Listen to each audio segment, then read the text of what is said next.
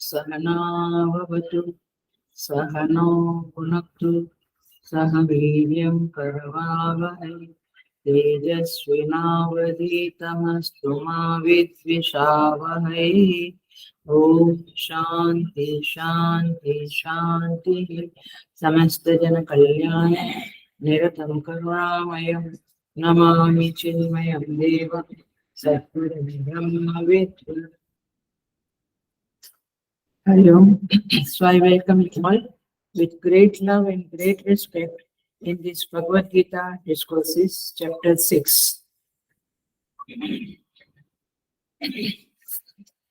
आज छठे अध्याय का अंतिम क्लास है. We will chant from 41 number की श्लोका. प्राप्य पुण्यकृतां लोकान् उषित्वा शाश्वती समाः शुचीनां श्रीमतां गेहे योगभ्रष्टोऽभिजायते अथवा योगिनामेव कुले भवति धीमताम् एतद्धि दुर्लभतरं लोके जन्म यदीदृशम् तत्सतं बुद्धिसंयोगं लभते पौर्वदेहिकं यतते च ततो भूयः संसिद्धौ कुरुनन्दन पूर्वाभ्यासेन तेनैव ह्रियते ह्यवशोऽपि सः यज्ञासुरपि योगस्य शब्दब्रह्माति वर्तते प्रयत्नाद्यतमानस्तु योगी संशुद्ध किल्बिषः अनेक जन्म संसिद्धः ततो याति परां गतिम् तपस्विभ्योऽधिको योगी ज्ञानिभ्योऽपि मतोऽधिकः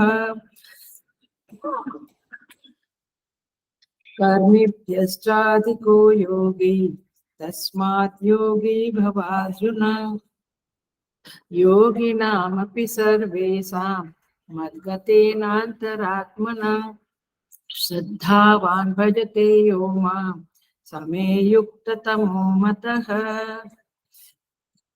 ओम तत्सदिति श्रीमद्भगवद्गीतासु उपनिषत्सु ब्रह्मविद्यायां योगशास्त्रे श्रीकृष्णार्जुन संवादे आत्मसंयम योगो नाम षष्ठोऽध्यायः.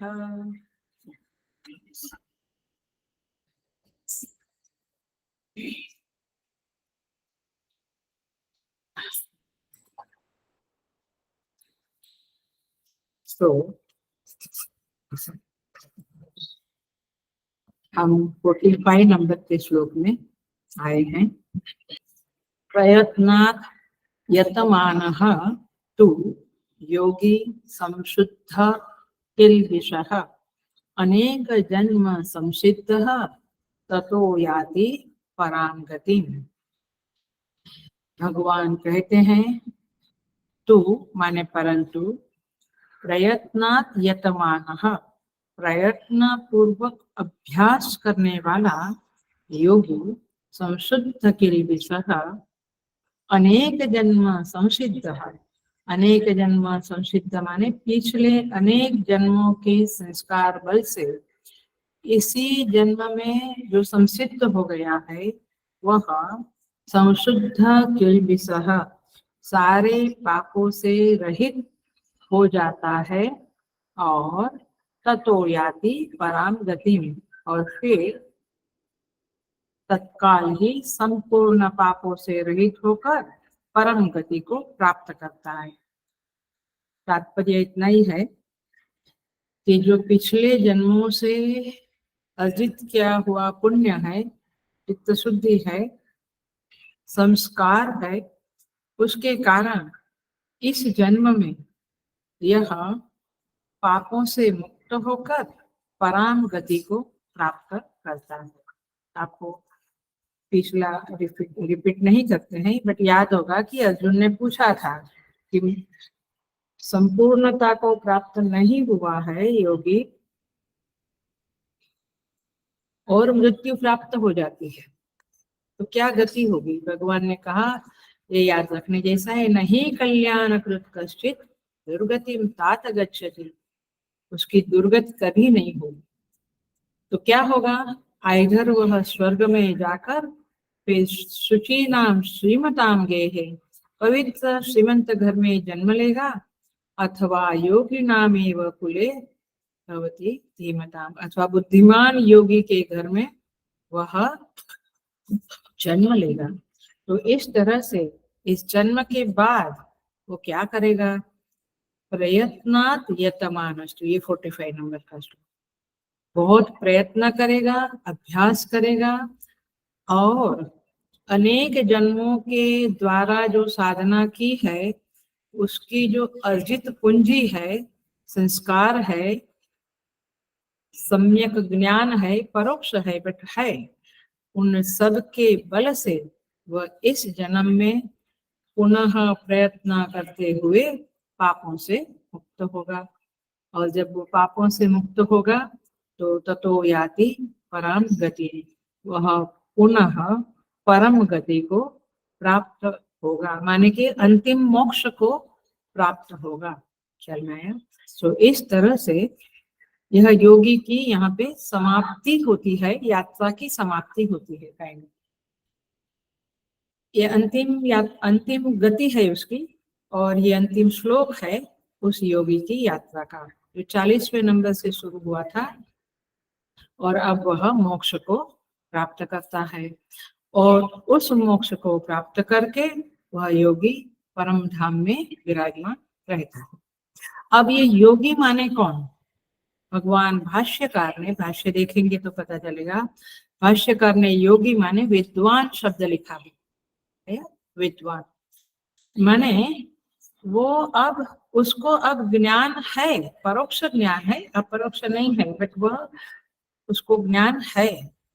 वह पूर्व शरीरों में गहरी साधना करके अब ज्ञानी बना है। ध्यानी तो है ही, वह मेडिटेटर तो है ही, बट अब नॉलेजेबल भी हुआ है। तो जो योगाचलित मानस था अब वैसा नहीं है, अब वो सावधान है और सम्यक दर्शन को प्राप्त है। केवल क्या करना है, निष्ठा नहीं बनी है। निष्ठा शब्द समझता है, हमें भी झलक झलक मिलती है लेकिन हम उसमें, हाँ, निष्ठा माने उसमें कंटिन्यूअस, उसमें स्थिति नहीं है हमारी। ख्याल में आता है, we have to be all the time into that state of mind, but वो स्टेट ऑफ माइंड नहीं रहता है, माइंड घड़ी घड़ी इधर उधर जाता है।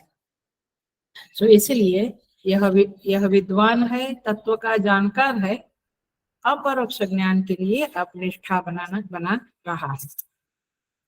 प्रयत्नात् यतमानस्तु, तो योगी माने पहुंचा हुआ है, केवल निष्ठा बाकी है। अब प्रयत्नात् यतमानः, वह यतमान, आपको याद होगा अर्जुन ने पूछा था अयति श्रद्धावान, माने अयति है, प्रयत्न अभ्यास कम करता है, श्रद्धावान बहुत। तो यहाँ पे भगवान कहते हैं अब वह अयति नहीं रहा, अब वो क्या हो गया, यतमान। समझा, अयति का ही भगवान ने यहाँ पे यतमान शब्द डाला है। पहले अयति था, अभ्यास करने में आलस करता था, अब ऐसा नहीं रहा है, अब यतमान हो गया है, प्रयत्न करने वाला हो गया है, निरंतर साधना में लगा रहता है। यत्ते च ततो भूयः, भगवान ने पिछले श्लोकों में कहा है। अब उसके अंदर प्रमाद नहीं है, प्रयत्न में शिथिलता नहीं है, आज छोड़ दो कल करेंगे, कल छोड़ दो परसों करेंगे, वो वाला मामला नहीं है। उसने ऐसी दिनचर्या बना के रखी है कि उसमें यदि कुछ गड़बड़ हुए तो वह गिल्ट फील करता है। अपनी स्थितियों को देखना, अपने से किसी समय क्लास नहीं हुआ, पूजा नहीं हुई, चलता है, कोई गिल्ट फील नहीं होता है। तो अब प्रायश्चित की फीलिंग नहीं होती है कि आज नहीं किया है कल मैं डबल करूंगा या ट्रिपल करूंगा, कुछ नहीं। सो तात्पर्य, अथवा सत्संग नहीं सुना तो रिकॉर्डिंग सुनूंगा, मैंने कुछ ना कुछ प्रायश्चित करना, ऐसा जब लगता है तो आप समझो कि आप में निष्ठा बन रही है। सो भाष्यकार कहते हैं इस शब्द को अधिकम यतमानः, बहुत ज्यादा मेहनत करता है। इसका अर्थ क्या हुआ कि अपने आप के ऊपर प्रेशर डालता है। इसका दूसरा अर्थ बताऊं, कंफर्ट जोन से बाहर निकल के तपस्या करने का, अभ्यास करने का प्रयत्न करता है। हमारा जनरल साधकों का, सेवकों का देखे तो टाइम है तो सेवा करेंगे, जिस दिन और कुछ काम आ गया, कुछ आइटम घर में बनाना पड़ा भोजन में, या कोई गेस्ट आ गया वगैरह वगैरह, आज नहीं होगा, आज क्लास नहीं करेंगे, ऑनलाइन क्लास नहीं करेंगे, सेवा को भी आज नहीं जाएंगे। तात्पर्य ये है कि थोड़ा कष्ट करके भी यदि हम सेवा और साधना का नियम चालू रखते हैं तो फिर आप ये यतमान की कैटेगरी में आ जाएंगे। गोस्वामी तुलसीदास जी महाराज कहते हैं, अब लौ नसानी अब न नसई हूँ। कहते हैं अभी तक मैं नष्ट होता रहा, कितने जन्म मैंने अपने नाश कर दिया, मैंने स्वयं को उत्थान करने की, अपलिफ्ट करने की कोशिशें नहीं की। अब ऐसा नहीं होगा, अब मैं अपना नाश नहीं होने दूंगा। अपना नाश माने खाया पिया मर गया, ये तो नाश है, लेकिन कुछ किया तो नाश नहीं होने दूंगा। कहते हैं गोस्वामी जी, राम कृपा भव निशा सिरानी, राम कृपा भव निशा सिरानी, राम जी की कृपा हो गई, अब मेरी भव निशा बीत गई। भव निशा माने संसार की जो रात्रि थी, जिस रात्रि में मैं जी रहा था, मैंने खाना पीना सोना एक्सेट्रा, दैट्स इट, और कोई लाइफ नहीं, वो निशा गई। अभी अभी उजेला हो गया, अभी मैं भगवान के नाम में मस्त हो गया। जागे फिर न डसे, अब मैं जाग गया हूँ और अब मैं पुनः सोऊंगा नहीं। मतलब मैं अब सावधान होकर, जागृत होकर साधना करूंगा। कुछ भी प्रसंग परिस्थिति आवे जीवन में, मैं साधना को, सेवा को नहीं छोड़ूंगा। ये है संतों की वाणी। और संत तभी बनते हैं जब इस प्रकार की प्रतिज्ञाएं लेते हैं। हम तो बहने वाले लोग हैं, जो परिस्थिति आई तो बहे, कुछ टाइम हुआ तो सत्संग कर लिया, कुछ भजन कर लिया, किसी दिन टाइम नहीं तो हरी हरी, ऐसा नहीं होता। तो ये है प्रयत्नात् यतमानम्। इसमें एक ही बात करूंगी कि check yourself, hello, check yourself, are you doing sadhana and seva within comfort zone, और कंफर्ट जोन से बाहर निकल के कुछ एक्स्ट्रा करते हैं। समझ में आ रही है? हर एक का कंफर्ट जोन अलग है, लेकिन मोस्टली साधका कंफर्ट जोन में रहकर जितनी साधना होती है करते हैं। बट यहाँ पे क्या कहा है भगवान ने, प्रयत्नात् यतमान, और एक्स्ट्रा बल अपने आप के ऊपर डालो, अपने आप को थोड़ा कंफर्ट जोन से खींच कर बाहर लो और फिर साधना में डूबो। तो इस तरह से इसका ये सिंपल अर्थ होता है। और ये हमारे लिए टेस्ट वाला शब्द है कि हम अपने आप में टेस्ट करें, चेक करें। योगी संशुद्ध किल्बिषः, संशुद्ध माने सम्यक प्रकारेण शुद्ध। भगवान कहते हैं संशुद्ध किल्बिष, किल्बिष माने पाप, जिसने अपने पापों को धो डाला है, अर्थात अंतःकरण उसका शुद्ध हुआ है, उसका व्यक्तित्व बहुत ही पारदर्शी है, उसका स्वभाव, आचार, विहार, विचार, सब कुछ का उसने परिमार्जन किया है। सब कुछ उसने ध्यान देकर अपने आप के ऊपर काम किया है। He has worked upon his own personality. मेरा व्यवहार कैसा है, मेरा बोलना कैसा है, मेरे विचार किस प्रकार के हैं, कहीं तो कुछ अशुद्धि तो नहीं है, ऐसा वह साधक सोचता है, वह योगी सोचता है। तो उसने क्या किया है, पापों को शुद्ध कर डाला है, धो डाला है। मतलब क्या, पाप माने इस चैप्टर के संदर्भ में, with respect to this chapter, अच्छा कहो कि जो मुख्य मुख्य धागा चल रहा है उसके संदर्भ में, पाप का अर्थ है आप जब मनन निधिध्यासन करते हो, गहरा ध्यान करते हो, उस समय में बाहर का कोई भी विचार आपको बाधा न डाले। फिर से बोलो,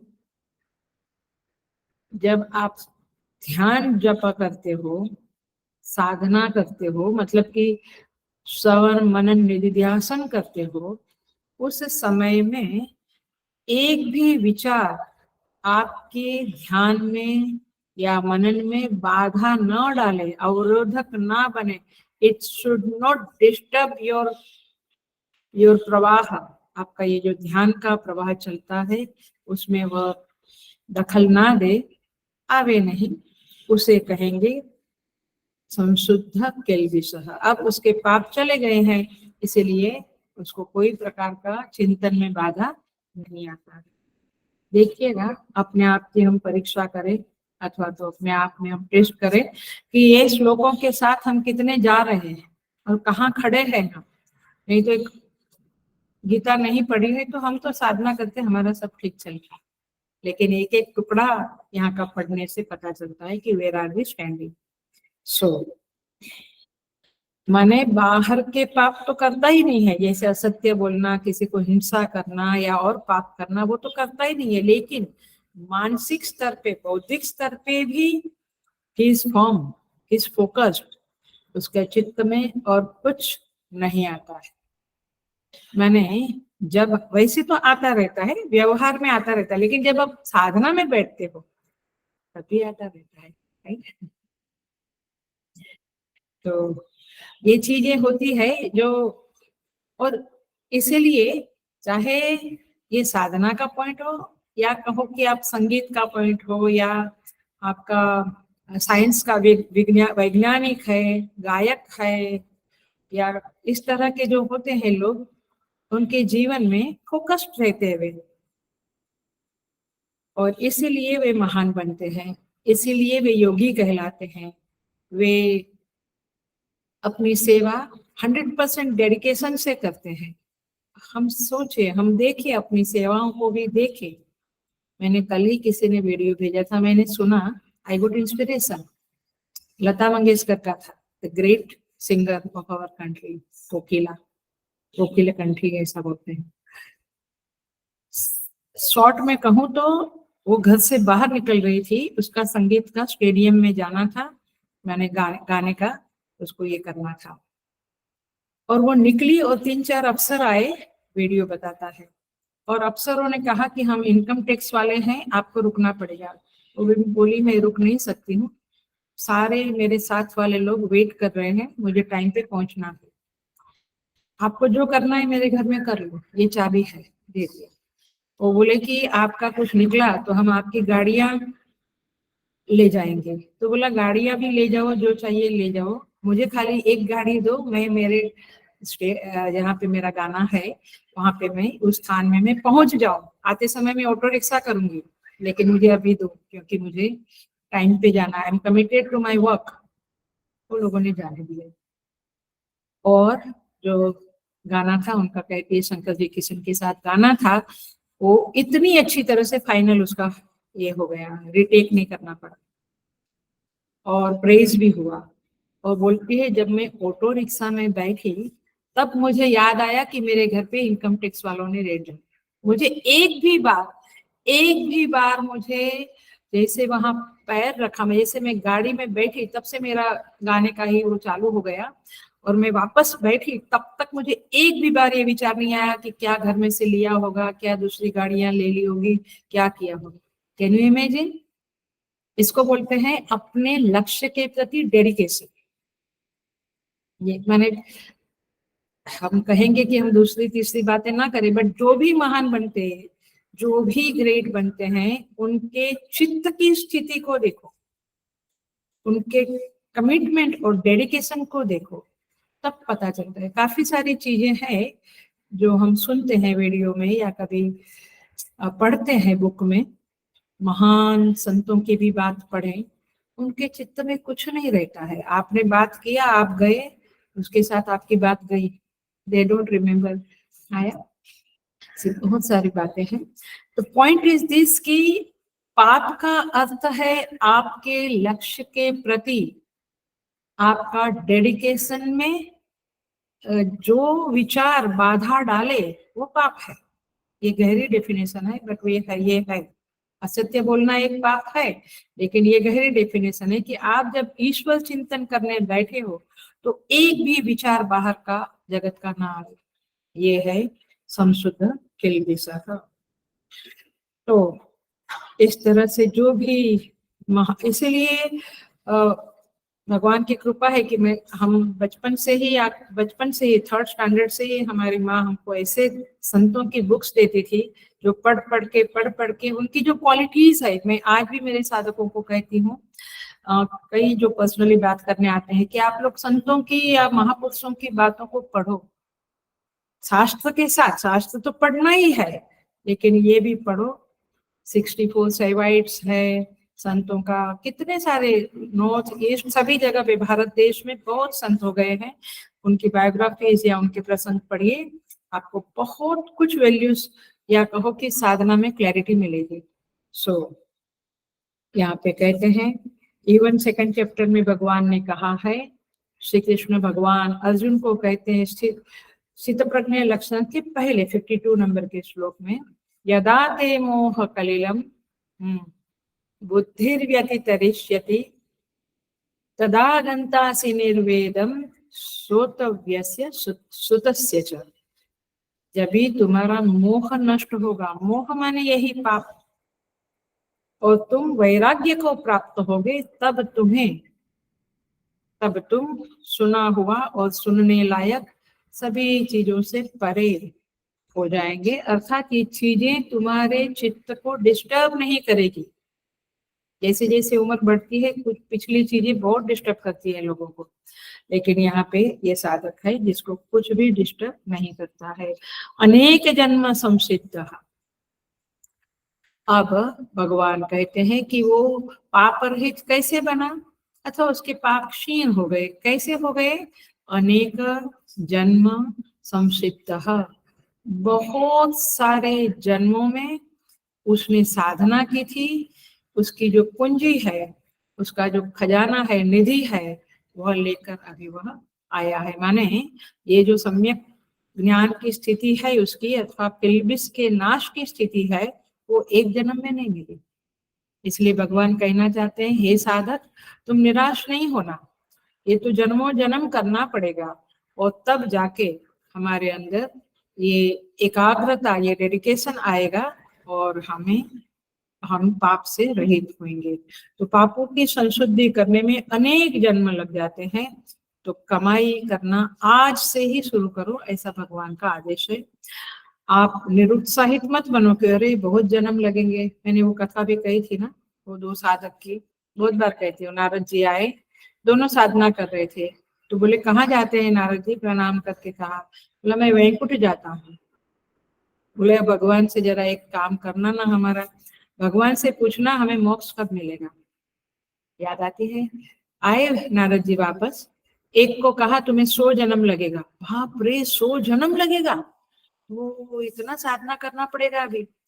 दूसरे को कहा, जिस पीपल के वृक्ष के नीचे तुम बैठे हो, उस वृक्ष में जितने पान है उतने जन्म लगेंगे।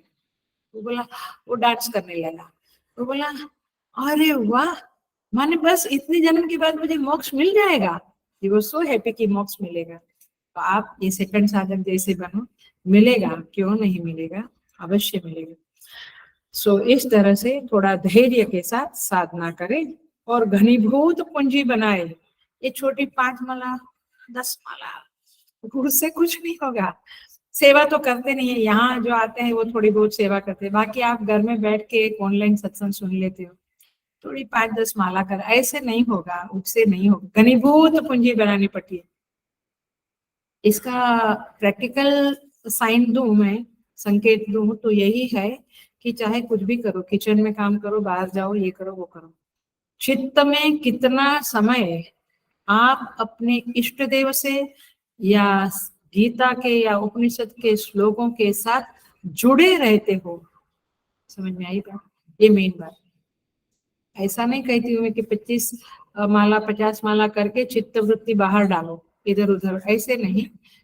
How much time you are connected with the supreme power, उस परमात्मा के साथ कितना कनेक्टेड रहते हो, ये मुख्य बात है। सो यहाँ पे कहते हैं ऐसा साधक सम्यक, उसका सम्यक दर्शन पुष्ट होता है, वो धीरे धीरे उसमें निष्ठा को प्राप्त करता है। और जब वो कंप्लीट 100% निष्ठा हो जाती है तो ततो याति पराम गतिम, तब वह प्रकृष्ट गति अर्थात स्वरूपावस्थान को प्राप्त करता है। परम गति माने प्रभु में प्रवेश कर जाता है, उसका अहम विसर्जित हो जाता है। Now he is no more in individuality, he is merged with the lord. और अब वह जीव नहीं रहा, अब वह परमात्मा के रूप में अपने आप को रियलाइज करने लगा, अर्थात वो वेदांत ज्ञान को प्राप्त कर चुका, जिस ज्ञान से सब प्रकार के भेदों का मिथ्यात्व निश्चित होता है। हेलो, पकड़ लेना इस बात को। इस ज्ञान से सब प्रकार के भेदों का मिथ्यात्व निश्चित होता है, उसे वेदांत ज्ञान कहते हैं। उस ज्ञान को प्राप्त व्यक्ति को स्थित प्रज्ञा कहते हैं, और उसने उस प्रमा को प्राप्त कर लिया, ऐसा उसे कहा जाता है। तो इस तरह से यह प्रयत्न करने के लिए भगवान आदेश देते हैं हम साधकों को कि खूब खूब साधना करो, खूब मनन चिंतन ध्यान करो, और तब जाके आप योगी बनेंगे। और भगवान कहते हैं 46 नंबर के श्लोक में, तपस्वीभ्योऽधिको योगी ज्ञानीभ्योऽपि मतोऽधिकः, 46 नंबर का श्लोक है। कर्मीभ्यश्चाधिको योगी तस्मात् योगी भवार्जुन। भगवान कहते हैं तपस्वीभ्योऽधिको योगी, ये जो योगी है वह तपस्वियों से भी श्रेष्ठ है।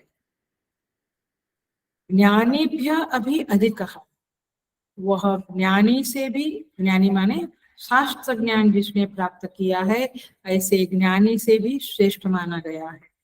कर्मीभ्यश्च अधिको योगी, और सकाम कर्म करने वालों से भी योगी श्रेष्ठ है। ध्यान रखना क्या शब्द बोली मैं, सकाम कर्म करने वाले, निष्काम वालों की बात नहीं है। सकाम कर्म करने वालों से भी योगी श्रेष्ठ है। तस्माद् योगी भव अर्जुन, इसलिए हे अर्जुन तुम योगी बनो। माने भगवान ने कहा कि तपस्वी से भी, ज्ञानी से भी, कर्मी माने कर्मयोग करने वाले से भी, सकाम कर्म करने वालों से भी योगी श्रेष्ठ है, तो तुम योगी बनो। अब हम क्या कहते हैं योगी में, योग माने एक्सरसाइज करो, योगा करो, आजकल योगा योगा। यहाँ पे योगी शब्द का अर्थ गीता के मुताबिक अलग है, यह हमेशा ध्यान रखना। यहाँ पे अर्जुन को आदेश देते हैं कि तुम योगी बनो, क्योंकि योगी तपस्वी, ज्ञानी और कर्मी से भी श्रेष्ठ मानते हैं। अब देखो इस श्लोक को हम डील करते हैं कैसे। देखो, जीवन में मनुष्य को ऊपर उठाने वाले 3 साधन होते हैं। If you want to uplift yourself, there are 3 sadhana. 3 साधन है। क्या? तपस्या, तपस्या से आप ऊपर उठ सकते हो। ज्ञान, ज्ञान से आप ऊपर उठ सकते हो। और कर्म, कर्म से आप ऊपर उठ सकते हो, यानी कर्मनिष्ठा से। तात्पर्य ये है कि आपको जीवन में ऊपर उठना है, अपलिफ्टमेंट चाहिए, तो आपके जीवन में ये 3 साधन अवश्य होने चाहिए, तपस्या, ज्ञान और कर्म। देखिए, उन्नति के यह 3 साधन ही है, चाहे लौकिक उन्नति हो चाहे आध्यात्मिक उन्नति हो, दोनों में ये 3 साधन काम करते हैं। और इसीलिए आपको ये तीनों साधन को अपनाना चाहिए, तब जाके आप एक अच्छे साधक बन सकते हो। बहुत बार देखना, अपने जीवन में भी देखिए, दूसरों के जीवन में भी तपस्वी है लेकिन ज्ञानी, अथवा ज्ञानी है, ज्ञान बहुत प्राप्त, लेकिन तपस्या बिल्कुल नहीं करनी है। कंफर्ट जोन से बाहर आने की बात मत करो। आया, let me be in my comfort zone, कभी आगे नहीं बढ़ोगे, नहीं बढ़ोगे, क्योंकि ये भगवान कृष्ण का वचन है और इसलिए उनके वचन में तो श्रद्धा रखनी ही पड़ेगी। कंफर्ट जोन से बाहर निकलना ही तपस्या है। चलो, आया बात समझ में? तो तपोवृत्ति को जिन्होंने आदर पूर्वक धारण किया है वह किसी भी क्षेत्र में आगे बढ़ जाता है। देखिए तपस्या माने क्या है, चलो समझ लेना। जैसे हमने पिछले क्लास में प्रयत्न शब्द को समझा यहाँ पे, और संशुद्ध किल्बिष शब्द को समझा थोड़ा गहराई से, वैसे तपस्या को भी समझते हैं। जीवन में जो प्रतिकूल परिस्थितियां आती है और प्रतिकूल लोग आते हैं, करेक्ट, आते ही हैं। विपरीत परिस्थिति जो मुझे पसंद नहीं, ऐसी परिस्थितियां आती रहती है जीवन में। उन परिस्थितियां, लोग भी आते रहते, आई डोंट लाइक हिम या हर, लेकिन मुझे क्या करें, बातें करनी पड़ती है, रहना पड़ता है, एक्सेट्रा। ऐसे लोग जब आते हैं तो भगवान कहते हैं आएंगे ही, सर्वारंभा ही दोषेण धूमेनाग्निरिवावृता। तीसरे अध्याय में भगवान 18 चैप्टर में भगवान कह देते हैं कि जैसे अग्नि के साथ धुआं कनेक्टेड है, वैसे हमारे साथ विपरीत परिस्थिति, विपरीत लोग कनेक्टेड रहते हैं, आते ही है। तो भगवान का कहना ये है कि उन्हें उनके साथ डील करते समय कष्ट तो होगा, कष्ट होता है, लेकिन आप उसे सह लो। उसके साथ फाइट मत करो, झगड़ा मत करो, संघर्ष मत करो। सफलता मिले असफलता मिले, जो भी विपरीत परिस्थिति आवे, आप उसे सहन करो। और कैसे? तपोबुद्धि से सहन करो, मतलब कि रिएक्शन दिए बिना, चिंता किए बिना, अब कैसे ये जाएगा, अब क्या होगा, डोंट वरी, चिंता मत करो और रोना धोना मत करो, और उसको सहन, शांति से सहन करने की टेक्निक सीख लो जीवन में, तब जाके आप तपस्वी बन सकते हो। तो माने जब मेरे लक्ष्य में आती है, हम लोग को भी आती है बाधाएं, हमें इतना जप करना, तप करना, साधना करनी, लेकिन कुछ ना कुछ आ जाता है तो इरिटेशन आता है।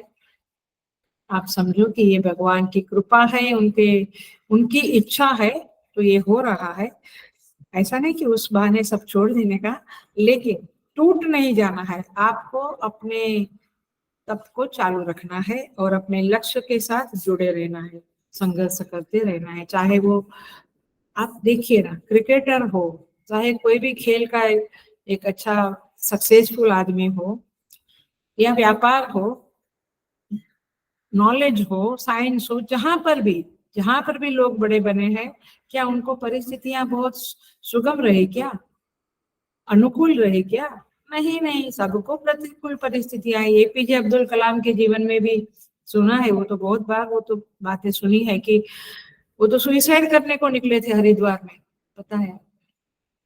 और हमारे जो शिवानंद स्वामी, हमारे चिन्मयानंद जी महाराज के, हमारे गुरु के परम गुरु शिवानंद जी महाराज, उनके आश्रम में जा चढ़े और वहीं से गंगा में कूदने का विचार था एपीजे अब्दुल कलाम का। शिवानंद जी मिल गए और फिर जो घटना घटी, उन्होंने भी वही कहा कि ये ईश्वर की इच्छा होगी, तुम्हारा कुछ और भला होगा। आखिर में वे बन गए बड़े साइंटिस्ट इसरो के, और प्रेसिडेंट भी बन गए इंडिया के। तो पॉइंट इज दिस की परिस्थितियां आती है जब हम निराश होते हैं, लेकिन हमें हारना नहीं है। असुर लोग भी जब भगवान को झुका देते हैं तो तपस्या करके झुका देते हैं, भगवान को भी उनको वरदान देना पड़ता है। तो तपस में बहुत ताकत है। भोजन में तपस करें, हम उपवास करें, बोलने में तपस करें, थोड़ी निद्रा ज्यादा लेते हैं तो कम लेवे, उसमें तपस करें। तपस के बहुत सारे एस्पेक्ट्स है, बहुत सारे एरियाज है। तपस माने आप ये पैर पे खड़ा रह के एक पैर पे, ऐसा सब कल्पना ही नहीं करते, या जानबूझकर ऐसे नहीं करना। जानबूझकर तो एक विचार पूर्वक समझ पूर्वक होता है कि आज मैं जानबूझकर भूख के ऊपर कंट्रोल करूंगा बोलने पे, माने ये तपस है। तो इस तरह से व्यक्ति के विकास का हेतु बनती है तपस्या। इस वाक्य को लिख लो, हृदय में उसको अंकित कर दो। क्या? विकास का हेतु तपस्या है। चाहे बच्चे लोग हो, कॉलेज में भी तपस करेंगे तो विकास होगा, आगे बढ़ेंगे। सो इस तरह से यहाँ पे गुरु गोविंद सिंह कहते हैं, जूझ मरो निश्चय कर अपनी विजय करो। जूझ मरो निश्चय कर अपनी विजय करो। कहते हैं पहला लक्ष्य तो है निश्चय करके मैं विजयी बनूं, I want the success. Even साधक को भी ये डिसाइड करना है कि मुझे सफलता चाहिए। मैं जप करने बैठता हूँ तो मुझे बाहर के कोई भी विचार नहीं चाहिए, गेट आउट, शट अप। मन को कह दो चुप हो जाओ, you have no right to bring any object now at this time for 1 hour। So स्वधर्म में तो वहां पे कहते हैं अन्यथा जूझ मरो, नहीं तो मैं मर जाऊं। माने स्वधर्म में निधनम से, ये वाली बात, लक्ष्य भ्रष्ट होने से तो मरना बेहतर है। लेकिन यहाँ तो लक्ष्य बदलते रहते हैं और जिंदगी निकल जाती है। सो ये है तपस्वी भ्यो दिको योगी, तपस्वी से भी योगी। बट ऐसी तपस्या करने वाले से भी भगवान कहते हैं योगी श्रेष्ठ है। हम देखते हैं कैसे। दूसरा है ज्ञानी भ्यो दिको योगी। ज्ञानी जो है, शास्त्र के ज्ञान को प्राप्त किया हुआ, परोक्ष ज्ञान को प्राप्त किया हुआ जो ज्ञानी है, उसका भगवान ने उल्लेख किया है कि उन्नति के रास्ते में दूसरा उपाय है, हेतु है ज्ञान। बिना ज्ञान के तो तप जो करते हैं उसमें भी ज्ञान की प्रधानता नहीं है। मतलब कि ज्ञान तब हो सकेगा जब आप तप करेंगे, तो तप पहला है, फिर ज्ञान मिलेगा, है। तो ज्ञान के कारण, माने ज्ञान की प्रधानता तब होगी जब आपके साथ तप होगा। तो तप is the first thing which you need, इसलिए भगवान ने तप का नाम लिया। और सेकंड है, जब तप करते हैं तो केवल तप किया, ज्ञान प्राप्त नहीं किया, तो वो तप में कोई दम नहीं होगा, शायद वो शास्त्र विरुद्ध तप होगा। ये तप के बारे में जानना है तो आप 17 चैप्टर को देख लेना, गीता के अध्याय 17 को देख लेना। वहां पे सब गलत तप करने वालों के बारे में भी भगवान ने कहा है। तो ज्ञान पूर्वक तप करना ये कंडीशन है, ये शर्त है। और ज्ञान पूर्वक कर्म करना ये भी कंडीशन है। तो ज्ञान is a must, the knowledge is a must for doing तप और फॉर डूइंग कर्म। तो चूंकि तप की अनुवृत्ति ज्ञान में है, माने ज्ञान में तप मिला हुआ है। आप अभी बैठे हो 1 घंटा 1.25 घंटा, ये तप है ना। नहीं तो वही वो टीवी देखो या व्हाट्सएप पे चैट करो या फालतू का कुछ ना कुछ फोन करो, how are you and how is somebody, वही चलता रहेगा। सो ज्ञान का अभिप्राय है शास्त्र में दक्षता। कौन सा भी शास्त्र हो, विज्ञान हो, भूगोल हो, इतिहास हो, जो भी शास्त्र है, ज्ञान है, उसमें दक्षता, सावधानी पूर्वक शास्त्र पढ़ना। ये मैंने पढ़ लिया, प्रश्नोपनिषद भी हो गया, गीता के सारे अध्याय हो गए क्या? आज भी हमें लगता है कि ओ ये बात तो क्लिक ही नहीं हुई थी, इतने साल से बोल रहे हैं लेकिन क्लिक नहीं हुई। एवरी टाइम इट इज ये रिन्यूअल होता रहता है, कुछ नए नए गहरे नए नए ख्याल आते हैं, नया नया पत्ता खुलता है, नए नए मीनिंग खुलते हैं, और हम शास्त्र को अच्छी तरह से पढ़ते हैं। सो इसको कहेंगे ज्ञानी।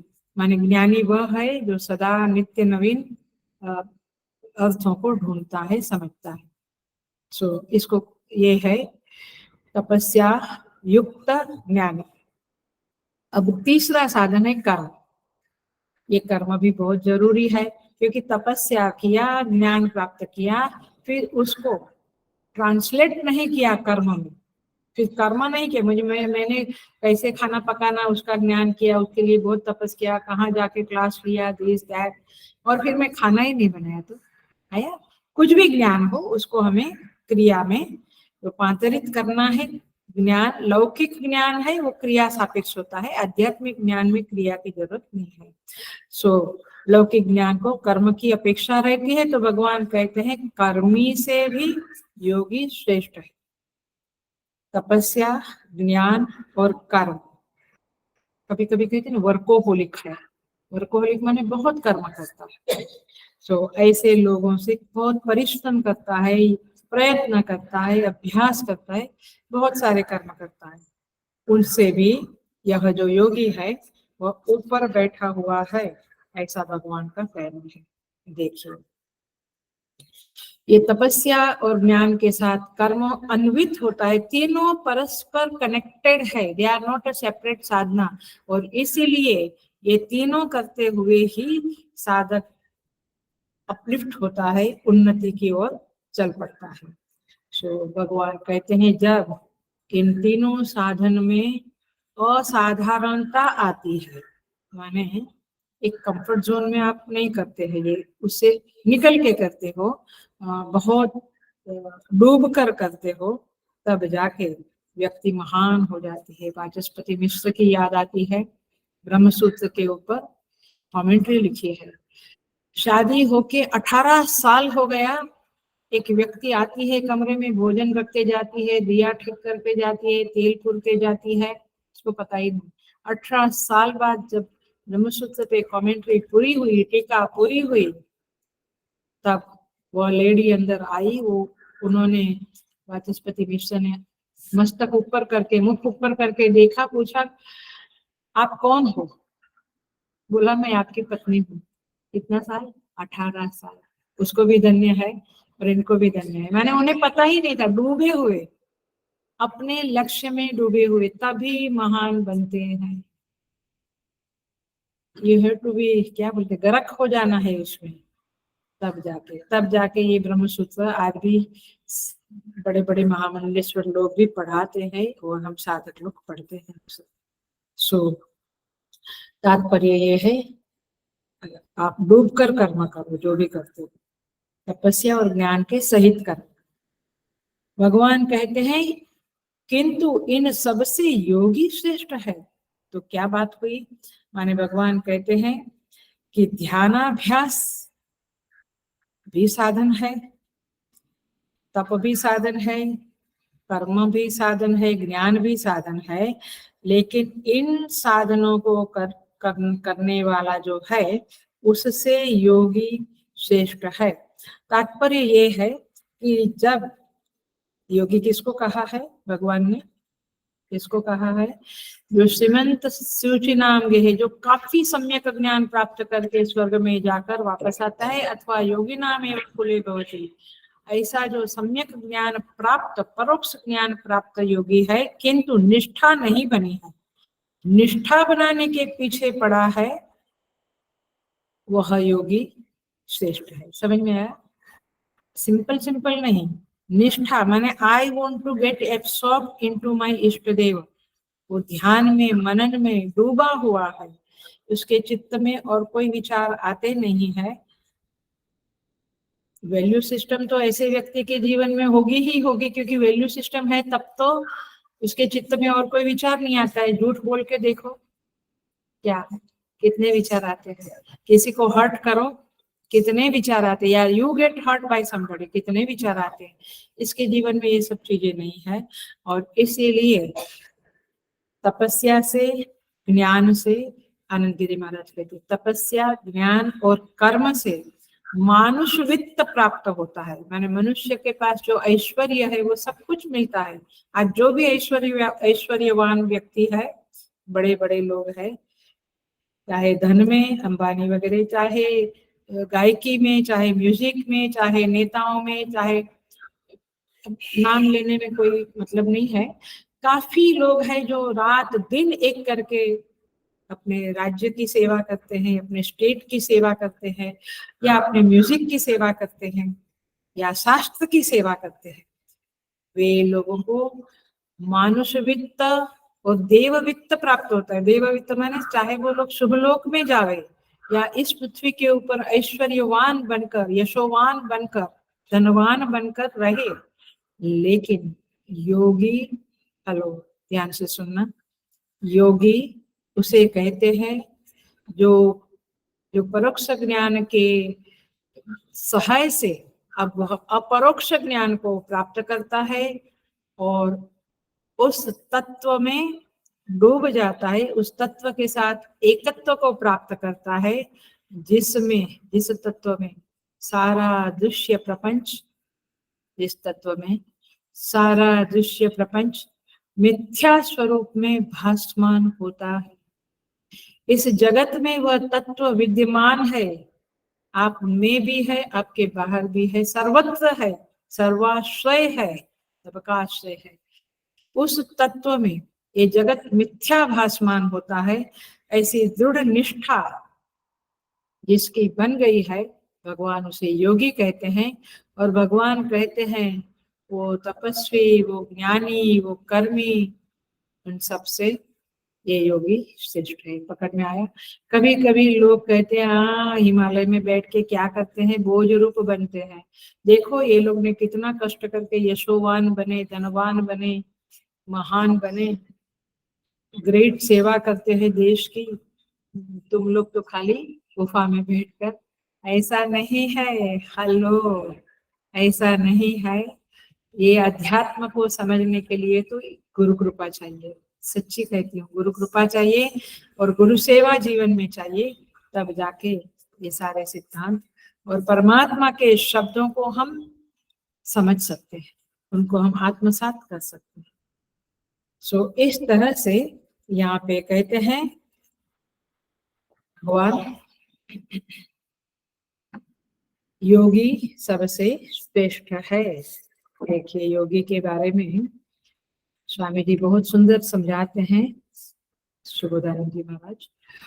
ध्यान योगी अथवा योगी स्वयं को स्वयं से जोड़ने की साधना करता है। यानी योगी कौन है? स्वयं को स्वयं से जोड़ने की साधना करता है। स्वयं से जुड़ने से जो अनात्म चिंतन है, जो बाधा रूप है, वो धीरे धीरे हटता है। स्वयं से जुड़ो या अपने इष्ट देव से जुड़ो, चलो परमात्मा से जुड़ो, आप जो भी समझो अथवा जो भी आपकी साधनाएं करो, लेकिन उससे होगा क्या? ये जो अनात्मा चिंतन, ये जगत का जो चिंतन है, वह चिंतन धीरे धीरे हटेगा। नहीं तो रात दिन एक की एक बात घोटते रहते हैं हम लोग।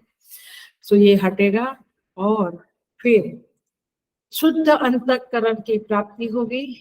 ये जगत बाहर निकल जाएगा।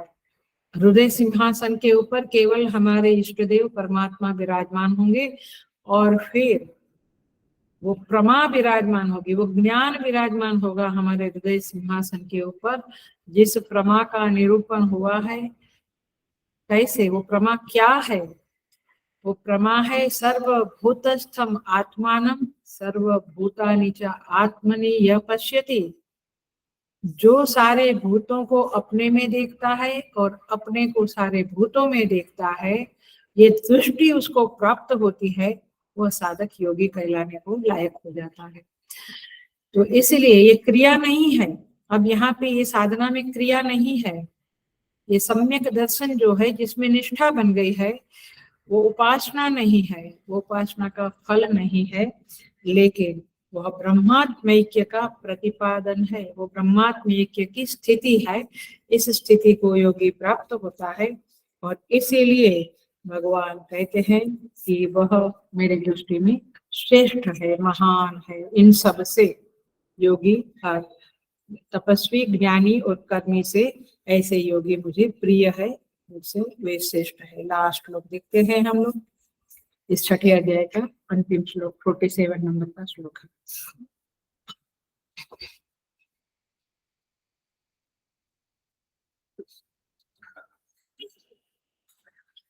योगिनाम अपि सर्वेषां मद्गतेन अंतरात्मना श्रद्धावान भजते यो मां समे युक्ततमो मतः। ठीक है? कहते हैं भगवान संपूर्ण योगियों में भी, अब भगवान थोड़े आगे बढ़ जाते हैं, कहते हैं सारे योगियों में जो श्रद्धावान है, मुझ में जिसकी श्रद्धा है, और मत गते न अंतरात्मना, अंतःकरण से मुझसे जुड़ गया है और मुझे भजता है, वह योगी मेरी दृष्टि में परम श्रेष्ठ युक्त तम है। केवल युक्त नहीं, युक्त तर नहीं, युक्त तम है, ये मुझे मान्य है। मेरी दृष्टि में वह परम श्रेष्ठ है। कौन? जो योगी श्रद्धावान है और अंतःकरण से मुझ में जुड़ा हुआ है और मेरा भजन करता है, वह मेरे लिए परम श्रेष्ठ साधक है अथवा योगी है, ऐसा भगवान का कहना है। देखिए, एक बात ध्यान दीजिए, इस श्लोक में भगवान ने योगी नाम बहुवचन दिया है, प्लूरल बोला है। योगी शब्द ने योगी नाम, योगियों में, माने योगी नाम अपि। भगवान कहते सारे योगी कहलाएंगे, जो भी इस तरह से 100% फोकस है, लक्ष्य के प्रति समर्पित है और निष्ठावान है, वे सब योगी तो है ही। लेकिन भगवान कहते हैं जो साधक ध्यान की साधना करता है, हेलो ध्यान से सुनो, जो साधक ध्यान की, मेडिटेशन की साधना कर रहे हैं और वो योगी तो है, लेकिन जरूरी नहीं कि वो उनका ध्यान का जो विषय है, ध्येय है, वो परमात्मा हो। आपने देखा है क्लासेस कितने चलते हैं, seminar, workshop, this that, yoga में भी कहाँ पे ध्यान करवाते हैं? कहाँ पे ध्यान करवाते हैं? दिए की ज्योत के ऊपर, या नाभि में, या भ्रू मध्य में, या आज्ञा चक्र वगैरह वगैरह में ध्यान करवाते हैं ना। लेकिन भगवान कहते हैं वो योगी है, लेकिन जिनका ध्यान मुझ पे है, मत करते ना अंतरात्मा, जो मुझे, मेरा ध्यान करते हैं, परमात्मा का ध्यान करते हैं, वो असली योगी है। बाकी योगी तो है ही, जो कभी नाभि में, कोई भ्रू मध्य में, कोई देवता में, किधर किधर ध्यान करते हैं, ध्यान तो उनका अच्छा है, निष्ठावान है, लेकिन असली योगी जो है, जो मद गते न अंतरात्मा, मेरा ध्यान करते हैं, परमात्मा का ध्यान करते हैं। मैं का अभिप्राय है परमात्मा, माने श्री कृष्ण ऐसा नहीं, राम का भी करो, गणेश का भी करो, देवी का भी करो, बट मैं का अर्थ है जो सर्वत्र विराजमान तत्व है, जो सबका आश्रय है और सर्वरूप है। हेलो, ये शब्दों को अच्छे से समझना, सर्वरूप है और केवल वही है और सब कुछ प्रतीति मात्र है, भासमानता है, ऐसा जो है, उसमें जो योगी ध्यान करता है, माने ध्यान करते समय, देखो मैं कैसे बोलती हूँ, I am trying my best कि आप कन्विंस हो गए, आप उसको पकड़े। और जो ऐसा है कि ध्यान करते समय उसके चित्त में अपने इष्ट देव कहो, परमात्मा कहो, उनके ये लक्षण जागृत रहते हैं, उस लक्षणों की अवेयरनेस रहती है, ऐसा योगी, उसे योगी कहते हैं। मैंने केवल मोर पंख एंड बांसुरी नहीं, ये मैं ऐसे ही नहीं बोलती हूँ, ये टिपिकल बोलती हूँ मैं, बट इसलिए कि यदि वो इंडिविजुअल के रूप में आप उनको ध्यान करते हैं तो ठीक है, ओपनिंग है, बट द बेस्ट ये है कि आप उनका ध्यान करते समय उन्हें सर्व रूप में विद्यमान जाने, सर्वत्र विद्यमान जाने, आपके हृदय में वो परम ज्योति रूप विराजमान है, उनकी हस्ती को आप उपेक्षित न करें, उसकी हस्ती को आप महसूस करें, तब जाकर आप, भगवान कहते हैं युक्ततम मतः, तब वह मेरे लिए युक्ततम है। युक्ततम माने दी बेस्ट है, परम श्रेष्ठ है। तो इसे भगवान, और ऐसा योगी मेरा भजन करता है, भजन का अर्थ है सेवा, भज सेवाया, सेवा माने सेवन करता है, सेवन माने जैसे हम औषधि का सेवन करते हैं तो पूरे शरीर में औषधि जाती है और हमारा स्वास्थ्य प्राप्त होता है, ऐसे वो भगवान का सेवन करते करते उसका पूरा शरीर चिन्मय बन जाता है ऐसे योगी की बात यहाँ पे भगवान करते हैं। माने ध्यान करने वालों में जिसका ध्येय मेरे सिवाय और कुछ नहीं है वह योगी युक्ततम है। लेकिन ऐसा कौन कर सकेगा? जिसके अंदर श्रद्धा है, जिसके अंदर वरण है। वरण माने चयन है। चयन माने मुझे वही चाहिए, उसके सिवा और कुछ नहीं चाहिए। मेले वाला को याद करो, याद आई मेला वाले की स्टोरी? भूल गए। वो क्लास वाले लोगों को एकदम याद होगी, मुझे पता है कि वो लोग मुस्कुराते होंगे। वो मेला लगा था और मेले में ऐसे डंडोरा पीटा गया कि राजा ने ये सारा खजाना बाहर रख दिया है। हर नागरिक, इस राज्य का हर व्यक्ति आवे और एक एक चीज को उठा के ले जाए। सारे लोग आए, एक लड़की नहीं आई, 16 साल की लड़की नहीं आई। वो जो सेवक थे राजा के, उन्होंने उसको पकड़ा, बोला तुम क्यों नहीं आती हो? सारे लोग आए और एक एक चीज उठा के गए, तुम क्यों नहीं आती हो? याद आया? नहीं। तब वो लड़की बोली कि मैंने उसको पकड़ के लाए राजा के सामने। तो राजा ने बोला तुम कुछ भी उठा लो इस मेले में से, देखो। तो बोला कि आप मुझे नहीं देंगे? बोला मैं दूंगा, तुम जो मांगोगी दूंगा। तो बोले मुझे मेले की चीजों में कोई रस नहीं, इंटरेस्ट नहीं है, पसंद नहीं है। मुझे तो मेले वाला पसंद है। मेले वाला माने राजा, समझ में आया? ऐसे हम मेले वाला बोलेंगे तो जगत की कोई चीज पसंद नहीं है, जगन्नाथ पसंद है, जगत का मालिक पसंद है। आई, ये बहुत बढ़िया स्टोरी है, छोटी सी है लेकिन बढ़िया है। So the point is this कि जिसको वो मेले वाला पसंद आ गया, उसके सिवा जगत की कोई चीज पसंद नहीं आई। मेरा कहती है कृष्ण के अलावा और कोई पुरुष नहीं है, मतलब कि श्री कृष्ण ही सब श्रेष्ठ चीज है, श्रेष्ठ है, अथवा उसके अलावा और कुछ है नहीं। संतों का तो यही अनुभव। तो इसीलिए जैसे भगवान गीता में कहते यो माम पश्यति सर्वत्र सर्वम च मयि पश्यति, सब जगह मुझे देखो और अपने अंदर भी मुझे देखो, सब में मुझे देखो और मुझ में सबको देखो। यही स्थिति है योगी की। और भगवान ऐसे योगी को श्रेष्ठ कहते हैं। और हम जैसे साधकों को भगवान कहते हैं आत्म संस्थम मन कृत्वा न किंचित अपि चिंतयेत्। उस आत्मा में ही मन को डाल दो, मन को जोड़ दो। Get connected with the self, माने तत्व, माने आत्मा, माने परमात्मा। तो ऐसा भगवान का कहना है। और उसे भगवान कहते हैं युक्ततमा। ऐसा व्यक्ति युक्ततमा है। देखिए, एक हल्का सा हिंट दे देती हूँ, क्योंकि साधना तो कठिन तो है ही और बिना समझ के तो बहुत कठिन भी है और व्यर्थ भी है। उपनिषदों में आता है, ध्यान से सुनना, हेलो।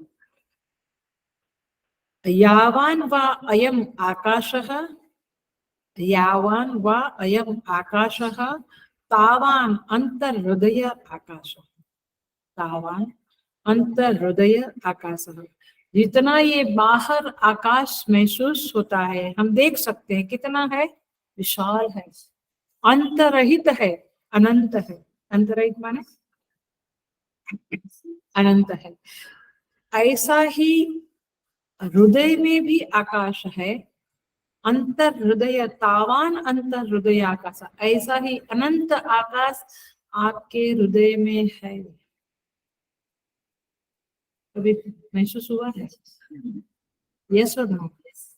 अंदर हृदय में एक आकाश है, ये महसूस होता है। मैंने खाली जगह नहीं है, ये मेडिटेशन में एक आकाश दिखता है जहाँ पे हमें अपने इष्ट देवता के दर्शन होते हैं। आइधर यू डू बहिर्धारणा या बहिर्ध्यान, माने हम काशी कॉरिडोर में भगवान विश्वनाथ को देखे आंख बंद करके, अथवा अपने हृदय आकाश में उस परमात्मा को देखे। आप इसका फर्क अवश्य करना। मैं कभी कभी साधकों को जो पर्सनल बातें करते हैं मुझसे साधना के बारे में, उनसे बातें करती हूँ कि फर्स्ट यू टेल मी कि आपका ध्यान बहिर है या अंतर है। बोलते समझ में नहीं आता आपका प्रश्न, आप कुछ भी बोल देते हो। बोलते बहिर है, तो मैं कहती हूँ बहिर माने क्या? फिर कहते पता नहीं, मैं आई थिंक मुझे आई एम कंफ्यूज। बहिर माने जब इस जगत के किसी भी स्थान में आप, या इस 14 लोक में कहीं, वैकुंठ में कहीं, कैलाश में आप भगवान का ध्यान करते हो, उस स्थान को लेकर आप अपने इष्ट देवता को देखते हो या उनसे बात करते हो या उनका ध्यान करते हो, वो बहिर्ध्यान है। और एक है अंतर आकाश, और जनरली अंदर देखने से अंधेरा ही दिखता है, आंख बंद किया तो अंधेरा दिखता है या प्रकाश दिखता है? हाँ बताओ, प्रकाश दिखता है। अच्छी बात है, तो प्रकाश दिखता है। प्रकाश माने वही आकाश जो उज्जवल आकाश है, निरभ्र आकाश है। उसमें आप, वो अनंत आकाश आपके हृदय में जब दिखे और वहां पे उस तत्व के साथ आप कनेक्ट हो जावे, तो समझ लो निष्ठा बन गई है, अथवा निष्ठा बन रही है, I M on the right path. और तब जाकर ये स्थिति आती है। क्या स्थिति? मति रति न कृष्ण ईश्वर है। हमारी मति भी ईश्वर में है, मति माने बुद्धि, चिंतन भी उसका, रति माने प्रेम, मन भी उधर ही है, ईश्वर में है। मति भी कृष्ण में, रति भी कृष्ण में। इसको कहेंगे श्रद्धावान भजते योग। क्या कहते हैं? तुम हरि पतित पावन सुने। आप हे प्रभु, आप पतित पावन हो, आप मेरा उद्धार करो। मुझे लगता है आचार्यों के सिखाने के कोई गुरु, कोई आचार्य नहीं मिले या माता पिता ने नहीं सिखाया, तो आपके जीवन में ये कभी प्रेयर आएगा ही नहीं कि तुम हरि पतित पावन। ऐसे ही आके देखते हैं हम भी तो पहले ऐसे ही करते थे, गए मंदिर में, ऐसे हाथ जोड़ा, कुछ ये चाहिए वो चाहिए, प्रेयर की निकल गए। लेकिन आप पतित पावन हो, तुम हरि पतित पावन सुने। मैंने सुना है आप पतित पावन हो। मैं पतित, तुम पतित पावन। मैं तो पतित हूँ, आप तो पतित को पावन करने वाले हो। तो बान क बने, मैं हरि पतित पावन सुने। और हम दोनों आज से दोस्त बन गए, आप मेरा उद्धार करो। ये जो प्रेयर है अंदर से, हृदय से, ये जब आती है तो भगवान आपका उद्धार करने से रोक नहीं सकते अपने आप को। तो इसलिए ये श्रद्धा चाहिए, इसको श्रद्धा बोलते हैं कि मेरे प्रभु पापों को धोने वाले, मैं पतित हूँ तो मुझे ऊपर उठाने वाले, पावन करने वाले हैं, उनमें ये सामर्थ्य है, और मैं उनके चरणों में अपने आप को समर्पित करता हूँ। इसलिए गोपिकाएं कहती है, गोपिकाओं का ये श्रद्धा है। श्रद्धा शब्द बहुत गहरा है। श्रद्धा माने वरण एक तरह से। तो श्रद्धा है गोपिकाओं का। न खलो गोपिका नंदनो भवान अखिल देहि नाम अंतरात्म दुख। गोपिका कहती है भगवान को गोपी गीत में, न खलो गोपिका नंदनो भवान, आप गोपिका के नंदन नहीं हो, माने यशोदा या देवकी के नंदन नहीं हो। आप कौन हो? अखिल देहि नाम अंतरात्म दुख। आप सभी जीवों के हृदय में बैठकर दृष्टा के रूप में, साक्षी के रूप में रहने वाले परमात्मा।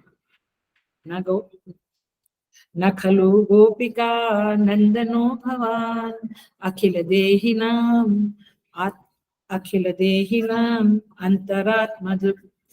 कहते हैं विखन साथितो विश्वगुप्तये सख उदेवान सात्वताम कुले। कहते हैं कि आप विखन साथितो विश्वगुप्तये, ब्रह्मा जी की प्रार्थना के कारण विश्व की रक्षा करने के लिए, गुप्तये माने रक्षा करने के लिए, विश्व की रक्षा करने के लिए सात्वताम कुले, यदुवंश में उदित हुए हो।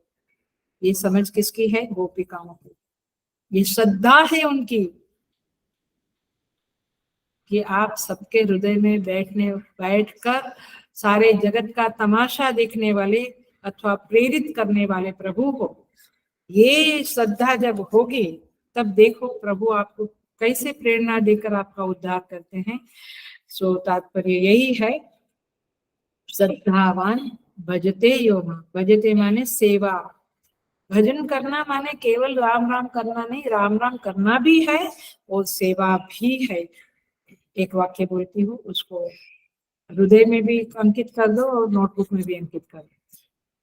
श्रद्धा की अभिव्यक्ति सेवा है, पूजा है। श्रद्धा की अभिव्यक्ति माने व्हेन द फेथ मैनिफेस्ट, श्रद्धा जब अभिव्यक्त होती है, मैनिफेस्टेशन होता है श्रद्धा का, तो का क्या हो जाता है, सेवा हो जाती है। तब आदमी सेवा करना शुरू करता है। और पूजा करना माने किसी को पूजनीय मानना, ये भी अपने अहंकार को क्षीण करने की साधना है। तो पूज्य किसी को मानना, गुरु मानना, उनके आदेश में रहना और सेवा करना, ये श्रद्धा की अभिव्यक्ति है। नहीं तो I have lots of faith in Sanatan Dharma, but तू सनातन धर्म की क्या सेवा करता है? एक अच्छा सा व्हाट्सएप भी फॉरवर्ड नहीं करता है कि चलो बाकी गुड मॉर्निंग वाले छोड़ो, तो उतनी भी सनातन धर्म की सेवा करो, या आश्रम में जाके सेवा करना तो बहुत बड़ी बात है। तो ये श्रद्धा है।